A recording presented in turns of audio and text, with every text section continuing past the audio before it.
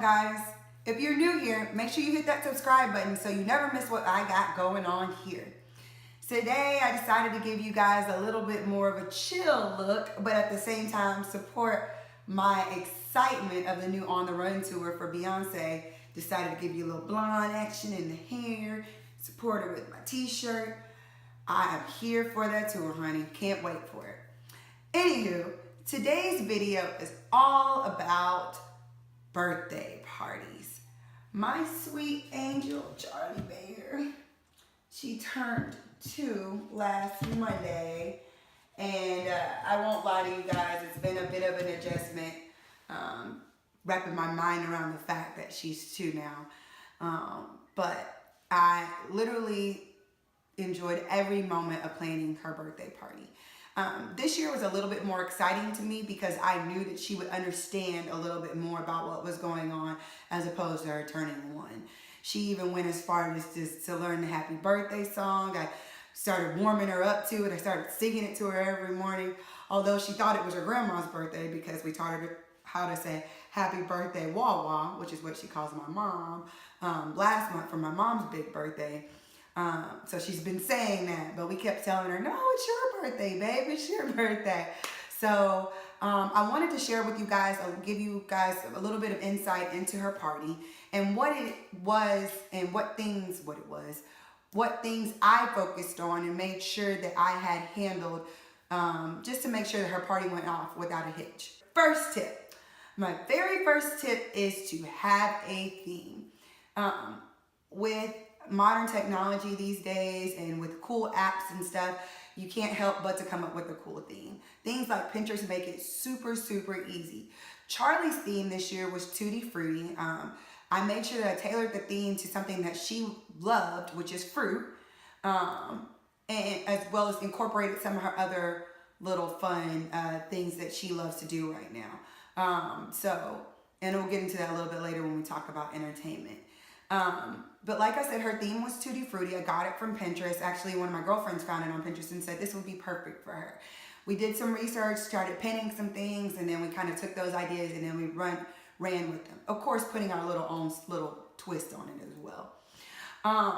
So theme is very important, and you want to make sure that you carry the theme throughout your entire party, from down to if you're going to do centerpieces, to the cake, to the invitation, as well as the favors. You want to make sure that that theme is incorporated in whatever you do. So just all kind of ties together.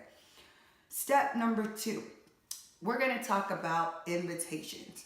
Invitations are key. Right now, I would highly suggest that unless it's your baby's first birthday party, that you do away with the mailer.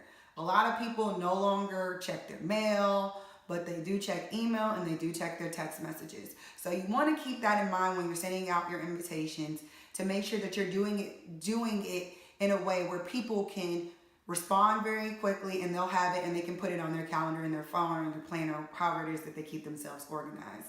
So you want to make sure that invitations go out the proper way. Another thing about invitations that I really, really want to stress is you really want to stress the RSVP date and time, because a lot of entertainment and food and drinks all depend on your head count. So you definitely want to make sure that you have a proper head count. And of course, from there, in regards to food and drink, you always overcompensate just to make sure that you have enough.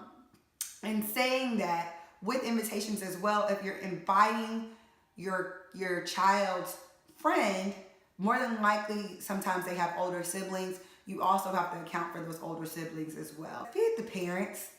Feed the daggone parents. We're hungry too at a party. And I know people are like, oh, it's a kid's party, they don't need to be eating. That's a lie.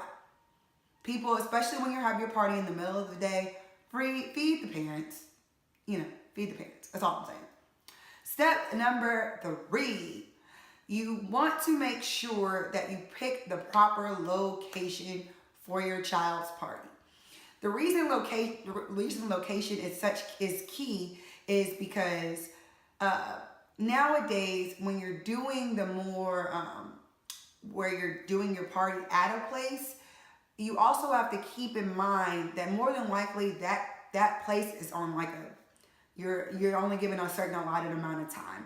So if you're not okay with that and you're somebody that likes to take their time and open presents and do different things like that, then those type of locations are not the locations for you.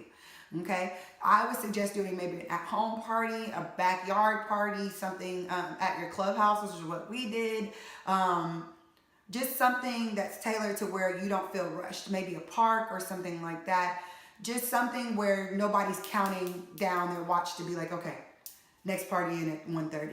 Next party in at 3:30. You don't want to feel rushed when you're celebrating your child's birthday. So keep your location in mind and make sure that you select the right location. Number 4, pick entertainment for your audience. So my baby turned 2.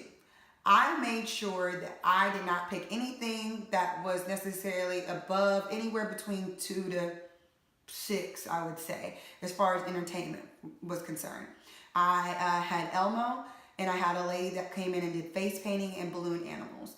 Very age appropriate for her. I even dressed Elmo up to tie in the whole theme, which I was talking about earlier about tying in the theme. Since her theme was Tutti Frutti, it was very like Hawaiian kind of style. So I put a grass skirt on Elmo, and I put a lei around his neck, and really kind of try to bring him into our theme. And everybody loved it. My daughter loved it, and you'll see some pictures here in a minute of just her enjoying her party. The face painter was able to do Elmo, and she was able to do the superheroes for the boys, and they just loved it, and it was perfect for their age group. So keep in mind your audience. If you're doing an older party, of course, have better entertainment. You know, clearly a 10-year-old's not really going to be that into Elmo, but they might be into Black Panther. So keep those things in mind. Number 4, I would say, and this really should be number 1 if you're talking to my husband, but keep your budget in mind. Your budget is key throughout this whole entire process. Your budget dictates what you say yes to and what you say no to.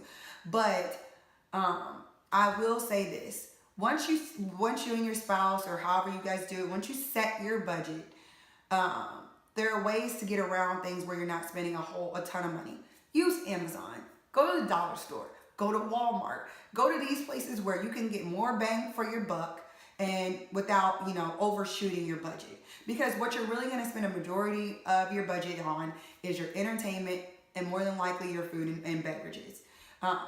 Outside of that, decorations you will spend some money on, but it shouldn't be anything astronomical. It just depends. Like I said, this all depends on you.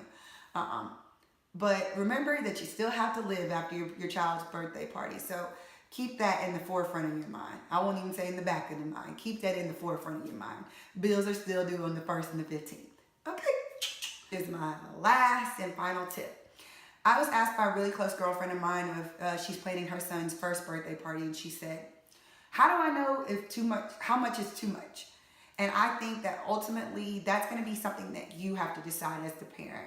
I instructed her that, Charlie is my first and only baby at this particular time. I know I'm not expecting, but I'm just saying right now she's an only child. And so right now I cherish every single birthday, and every single year is a year of excitement for me and for her as well.